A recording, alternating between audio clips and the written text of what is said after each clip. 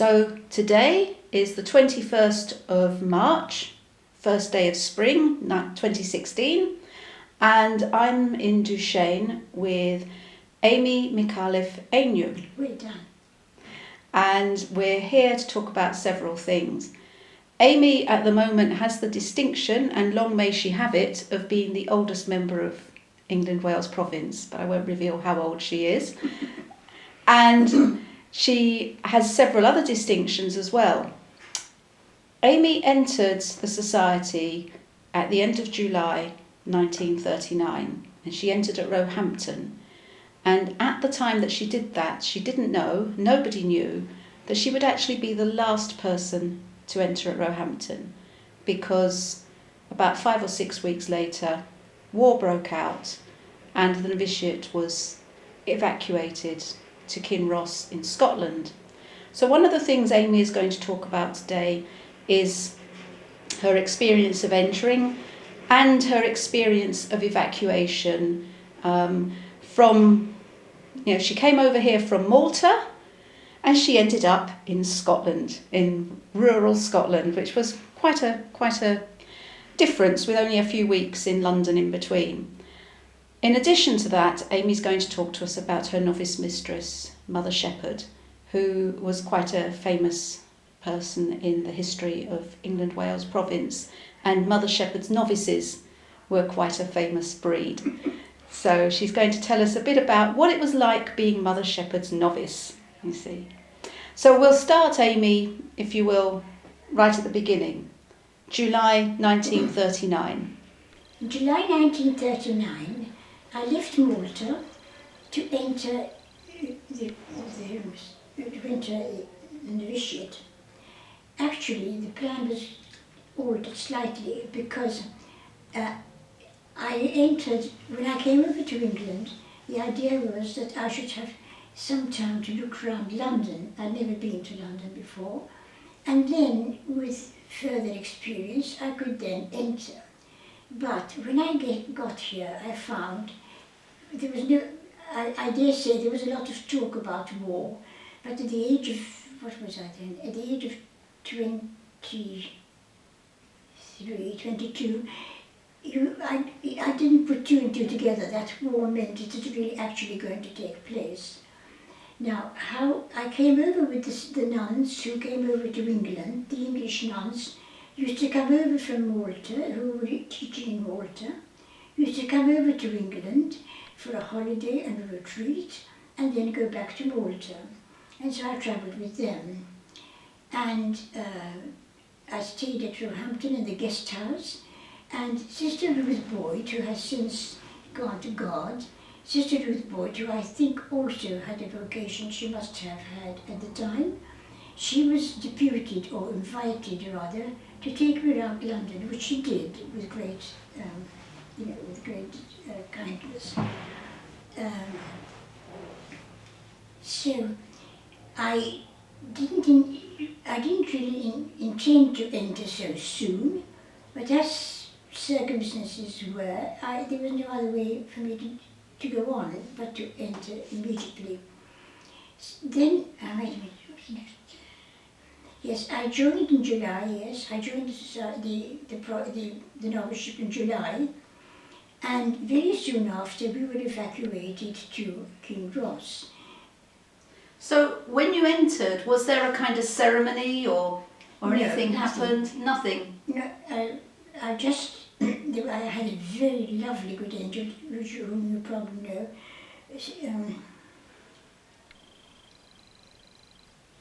What was her name? Anyway, my good angel was a great religious and made a great impact on me as a religious, and she was extremely kind too. Mm-hmm. And she introduced me obviously to Mother Shepherd, and I'll just tell you this, which is not very funny, it was rather funny. It was she who took me to Mother Shepherd's room, and she said, "Do forget to kneel down." I said, "Ha ha ha ha." I thought this was a joke.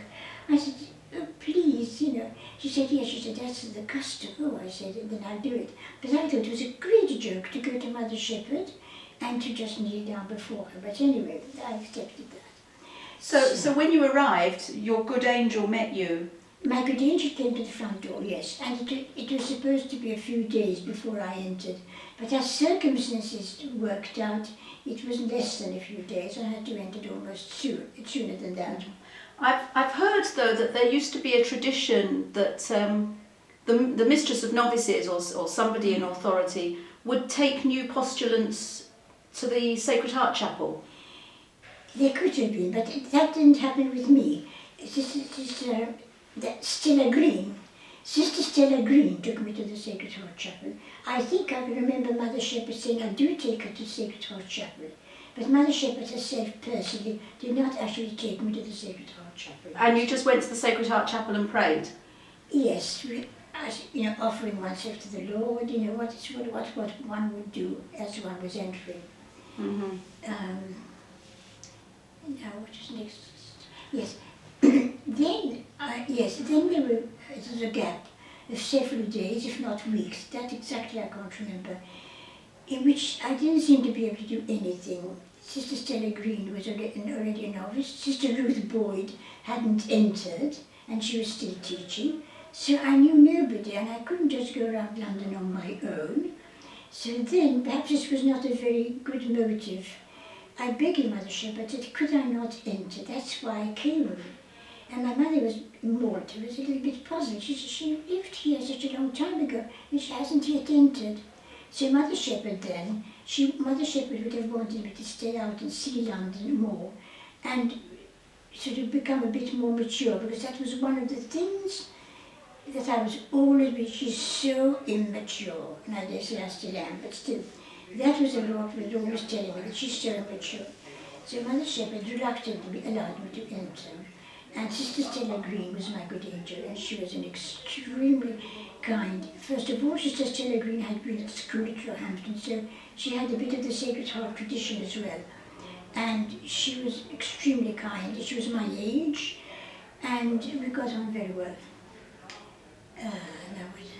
So that's July 1939, and as you said, you weren't aware that storm crowds were gathering over Europe. Well, I mean, everybody else was aware, but you weren't aware. Yeah, I mean, I wasn't. It was spoken of, and yes, I suppose I was aware because I wasn't all that dim, you know. But I didn't see how it was going to affect one. You see. Mm-hmm. Yeah. So then I entered, and then, then I spent at least 6 months in the noviceship before we evacuated to Kinross. These things are a little bit vague now. As a postulant, the whole of my postulatorship was made here. In Roehampton. In Roehampton, and it was here that I took the habit. Right. So in the main chapel before it was bombed. Yes, in the main chapel before it was bombed. Right. And then it was after the main chapel was bombed. Then they decided that it's better to send the novices to evacuate the novices, and that was, as a matter of fact, it was I realised afterwards that was part of canon law. But a lot of us, I certainly was under 21, I was 20, and therefore the religious order that you belonged to they couldn't just, the rule was everybody was to be evacuated, and under 21 you were not sufficiently adult. Mm-hmm. And this is in practice, you see. Therefore, the society had a duty to make sure that we were in a safe place. Mm-hmm. And that was why they evacuated us. I mean, I couldn't have said, I don't want to go, I don't want to go to Kinross. So were you at Roehampton when it was bombed? I was there, no, not the actual night of the bombing, because there was a gap of about a month. Remember, I entered in July, and the bombing was in... sometime in 1940, but I haven't looked it up. Yes, it was about a month. Mm-hmm. It was about a month when the bombing started. And we were, we used to go down to the, not a shed, there was a sort of a place down in the basement. We took our blankets and things. And then it was decided that we should be properly evacuated. And Mother Rice, you may have heard of Mother Rice, she was a wonderful person. Mother Rice looked it up and found out that there was a possibility of sending the novices to a place in Scotland which they would be safe. And the place in Scotland that seemed to fit the gap was Kinross. Kinross was the most beautiful property. It was on the shores of Loch Leven, and across there was the Loch Leven's castle where Mary's Queen of Scots had been imprisoned. And the lake used to freeze, and I remember walking over the lake. The lake used to freeze in winter. And so we went to Kinross. And the Lord and Lady Montgomery were very nice people, very educated people, but they certainly did not want to be landed with a whole body of novices, but that was what they had to do. So we went to Kinross and started life there. And then we had to forget all about the war because we didn't have any newspapers, we didn't hear any news, there was nothing else. You know, so I shouldn't be talking with my hands. No, you talk with your hands if you want to. So, you arrived from Malta, which we all know is a very hot country, and after a short time in London, you end up in Scotland, which we all know is not a hot country. Not a hot country at all. No. It must have been quite a difference. There were lots of things that were quite hard, but because of what's the word I want? The ardour of one's life. You didn't mind how hard it was. You were giving this to the Lord. This is what the Lord is asking of you, and with all your love, you gave that. Yet it was cold in Kinross. And snow? Oh, masses of snow. First time you'd seen snow? I think there's during that gap in the 6 months there was snow, but I didn't live with snow. And so, what was noviceship life like?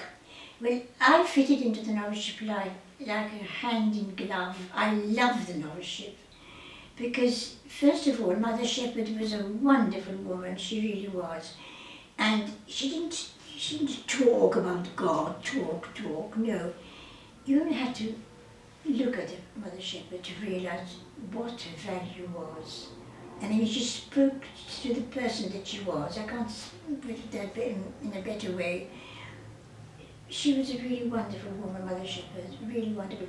And the thing that struck me after all these years, well over 70, is she treated us all very, very individually. She didn't have a sort of straight jacket, you know. Okay, we were novices of the Sacred Heart, and we followed the Sacred Heart, pattern or whatever. But she took us all very, very individually, and at the rate at which God was calling us. So she was a wonderful woman, Mother Shepherd. And she never probed, what do I want? She listened to what you had to say, but she never sort of, and then so what did God say, or what did this? She let the Spirit speak through us. And that, she was a wonderful person. I'm saying it very badly, I know, but... Well, you must have taken a lot of books with you, because I've heard that she was famous for letting her novices read the mystics. Well, yes, I suppose so. And previous novice mistresses... didn't, but then you see she was checked about that, and she said, well, the reason is this, why let them read John of the Cross or whatever. She said, you see, if the Spirit is really speaking to them, and John of the Cross really means a lot, then what John of the Cross is saying is relating to what they are experiencing of God. If it means nothing, then they would continue to read it. Just like, for example, if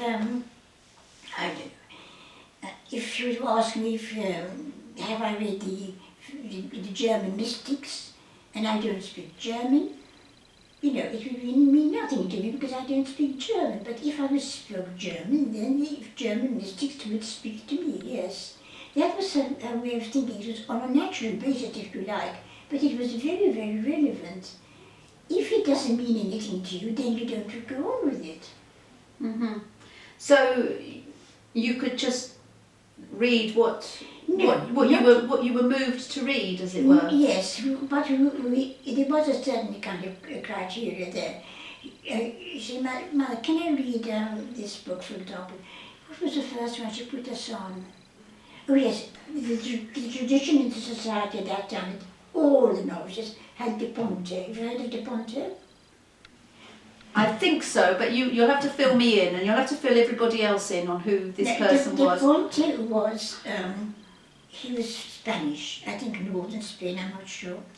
And he was a great master of novices, and he was a great person who trained people in their religious vocation. And the plan in the society was, and I think in other religious also, that the novices were all to go through De Ponte. He wrote a lot about the formation of the novices. And that was the sort of classical book. But Mother Shepherd would have nothing of De Ponte. She wouldn't have anything to do with him. She said, well, see what God is. What was it? I know. She was a great believer in Don Marmion. Now Don Marmion is on the dusty bookshelves. But in our days, Don Marmion was writing, and he was very vibrant and very ad hoc. And she brought us up on Don Marmion. She used to buy Don Marmion's books, and she used to encourage us to read Don Marmion. But she did give you the books, yes. But you know, I could say, Mother, can I read this? She'd say, not just yet. She didn't say, no, that's not for you, it's only for the... She bided her time, that's the right word to use. She felt what the Lord was saying to each and every one individually, and she followed that path. And did you like Don Marmion? Yes, I liked Don Marmion. There was nothing about Don Marmion. He spoke about spirituality, but there was nothing, I suppose, I'm not a mystic, so I don't know, extraordinarily mystical about him. He just was telling us, the way to God in a practical way. Now, I know that it was customary in the society for novices to have to prepare their points for prayer. Yes, yes. Did you do that with... Yes, we did that with Mother Shepherd, yes. We did that. People signed themselves up to prepare prayer, and we had to prepare the points. Whether you wanted to follow the next morning, depended on you. I can't remember exactly, but she was always to listen to the Spirit, what the Spirit is saying to you, not put yourself in sort of straight jacket. And these things like, which to her were so silly, for example, spending time thinking about the cradle, Jesus' cradle. Well, that to her was just nonsense, Sorry. So Jesus' cradle? Well, the crib, whatever they called it. To her that was nonsense. We want to go to the Lord, directly to the Lord. Other Mistress of Novices took all the things, the windows, the door, the crib, this, that and the other. Mother Shepherd would suggest you to go straight to God. But that's the way, rightly or wrongly. I didn't find it was wrong at all. I didn't particularly want to know about the externals. Anybody can. I didn't waste time thinking about the externals. It was just, went directly. And, oh yes, one of the things that really I remember after over 70 years, if you went to Mother Shepherd and said, Mother, I'm very sorry, but in the scullery I broke 3 cups or 3 saucers or 3 anything. Oh dear, she said, try and be careful because, first of all, our cups are all cracked and chipped. But anyway, try and be careful because, we can't get new things now that the war is on. Okay. She didn't just say, oh, you're so careless, etc. No, there's no blame. There was no blame. But she did encourage you, obviously, to be more careful, less. But if you went to Mother Shepherd and said, Mother, I'm very sorry, but I can't get on with Sister X, Y, Z. She really gets on my nerves and makes me so angry. The look on Mother Shepherd's face was a pained look. and look as much as you had said something to her that was, what's the word I want, almost personal, you know, as if you were denigrating her. How could you? That's your own no, sister. Pray about it. Go to the chapel now and pray about it. How could you? And then, I must say, God was so, to me, I cannot know what other people did because we didn't speak about each other's interior life. Then you began to realize that Sister XYZ, she may have been impatient, she may have been, I don't know what, rough or whatever. But you began to see why. Perhaps because she was brought up in a big family. I don't know, I'm inventing now. But also it was wartime, so you would have all been anxious about your family. Exactly. And, yeah. So she really gave her, but a reasonable, not an excuse, but a reasonable reason why Sister XYZ behaved like that. And there were generally some very, very, really silly things. Now, for example, one of the novices would always used to tell us at first half hour, which wasn't right really. You know, we were encouraged by the beadle. Do you remember the beadle? Have you got it? That was a kind of senior novice. It was a yes. Yeah. That when you wash the glasses, you fill them with warm water, so that then when you come to dry them, they shine much more instead of leaving them. And then there was this German novice, not just a Betzler, but another German novice, Schomburg, who has since left ages and ages ago. Schomburg used to get very angry about this. She said, why are we doing this? This is a waste of time, waste of water. And then it dawned on me that she was allowed to say it. She was allowed to speak out her mind. Although it was a criticism of us, we were doing the right thing, but she was using just her reason. So well, this is, she was just reasoning on a human level. It was unreasonable to wash a glass, fill it with hot water, and leave it till it's time for you to dry it, because so that it can come out shiny. But she allowed that to take place. But it seemed very unreasonable anyway. Now, what is the other thing?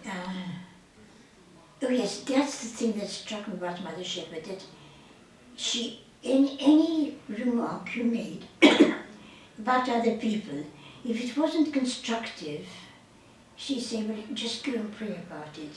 If you had to say, oh, Sister XYZ to be so unkind to me, she would say, go and pray about it, sister, go and pray about it. And you got the light sort of thing, why she's behaving like that, She was under restraint at a bad time of the month or whatever. And that really stayed with me all my life over these 72 years. Making, well, in ordinary language, it's making allowances. Making allowances for people, not just writing them off, which is what one would have done, Oh yes, Mother Shepherd, her exercise was very, very thorough, but it was nearly always based on respect for the person and love. She didn't have to give us rules, don't do this, except the order rules, don't do this, don't do that. It was always positive and always to build the person up. That's how it was. Now, what am I trying to think of? Sorry. So when you left the noviceship, I mean, I know in community people didn't talk about things very much. But I'm told that there was this thing that Mother Shepherd's novices somehow stood out or were different because they'd had a different sort of formation. We heard that, and many people said that about us. It's true. I don't know, because I don't know what the other... Yes, I think the distinction was this. Whereas we had much more freedom of spirit, whereas the other kind of formation that the other people had before was much more meticulous.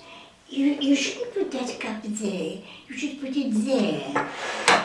It's better there. There was some sort of meticulous rules. Mother Shepherd never went in for that at all. So there was a kind of freedom of spirit. It was a great, that's the word. And then of course you were living with people who were meticulous. Yes. But the freedom of spirit, because she respected so much the spirit, the work of the Holy Spirit within each and every one of us.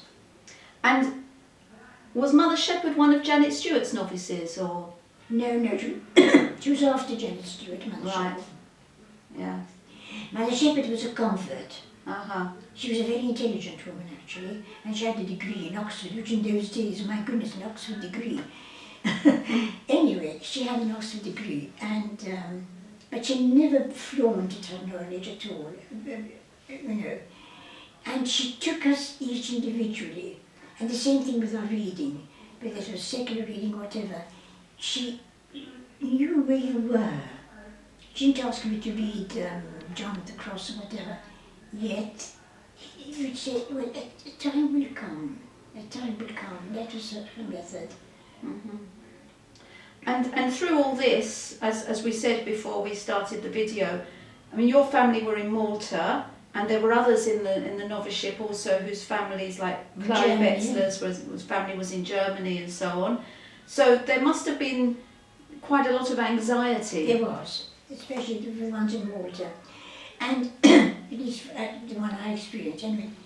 But Mother Shepherd just said, look, abandon them. That's what I got my love of abandonment. Abandon them to the Lord. You've given them. It's something, the most precious thing you have, you've given your family, your mother and your brother. And my brother was there in the bombing of Malta, my God, he was 17, you can imagine. And she said, abandon them to the Lord. He's looking after them, he knows what he's doing. And I took that, and I suppose the others did too, because we never talked very much about these things. You know, abandon them to the Lord. Because everybody must have had a relative. Exactly. You know. And as far as I know, there wasn't anybody who had any close relative who was actually killed in the war. Well, apart from Clara Betzler. But that was after she'd left the noviceship. Yes, yeah. Yes. And there was another one, Eugenie Schambach, who was also German.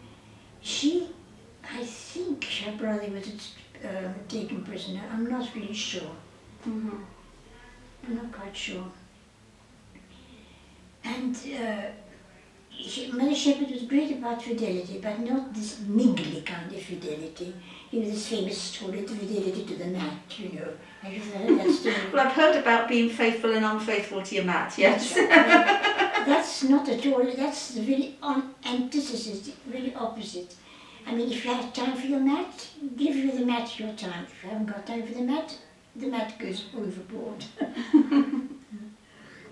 I'm trying to remove that. So do you think all that has like, when you went into communities and you were with people who were meticulous, yeah, how hard or easy was it to retain that inner freedom and? Well, it was because we were trained to take each person individually. Yes, I know that this is silly, whether this cup is here or there, so long as it doesn't fall and break. Use your common sense. That was a word Mother Shepherd used quite a lot. Use your common sense and think of the other person. There are two criteria there. Use your common sense and then think of the other person. If this cup is your cup, then it should be nearer to you. So I put it near to you. If it isn't, what does it matter where I put it? Mm-hmm. But if you were living with people who were meticulous, did you find that stifling or? I can't remember any actual occasions when I found it stifling, but in hindsight, I can say that in hindsight, take each person where she is. And sometimes people have got, what should I show? Not phobias, what's the word?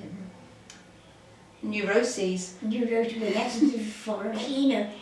Yes, they're over anxious, and I'm an anxious person myself actually. But the thing with that comes back to Mother Shepherd, the thing was that, what should I say, listening to the Spirit, one, and the other thing was to make allowances for the person. Don't judge. Don't judge. What else can I say? Oh yes, and because she had a very, very highly trained mind, Mother Shepherd, then she used to encourage us to read a lot, but she used to guide our reading. She didn't encourage us to read novels. I think there were novels in the library, there must have been, but we weren't encouraged to read them. She guided our reading, that would develop our mind, develop us as individuals, and help us to become really fully mature Christians. And you said quite early on about being individuals. Yes, there again, you see, one or two might have been reading perhaps the Mystics, for example, John of the Cross, the two Keens. There I must say, I think Mother Shepherd, the two Keens were very spiritual, yes, they were very spiritual, but they did seem to have preferential treatment, and one of them was about the reading. Both of them left. Mary, I'm really surprised, because to me Mary was an absolute mystic. Phoebe was very different. Anyway. So is there anything more you want to add, or shall we finish? I don't think there is anything else I want to add. Yes, and that was, but there I think is where the Holy Spirit came in, the adjusting to this high ideal of religious life to the humdrum of everyday life, which was very different. You mean you entered having all these high ideals Yes, about well, what it would be like, and didn't think you'd be peeling potatoes or whatever? No, I never thought of peeling potatoes. That didn't matter, because that was part of obedience. But how, also, the clash of personalities is another thing, which is a very hard thing in religious life, at least in those days. Now I don't care, that was another thing that had, but another thing that stands out is the importance of prayer. It's not just the importance of making one's life of prayer something very, very meaningful. That was, struck me very, very much. So that's the legacy for you? Yeah, the legacy for me was priority of prayer. And that was primarily why I entered the society, why I gave myself to God, because I had this very strong feeling, for lack of a better word, understanding that God wanted me, that He wanted me as a person to give myself wholly to Him, and that's why I entered religious life. And that has gone on with me right through to the present day. Okay, so we'll end on the present day. Thank you very much, Silvana. I hope I've answered your questions, and I think you have, yes. Is there anything else you want to ask me? No, that's fine. I'll just press the button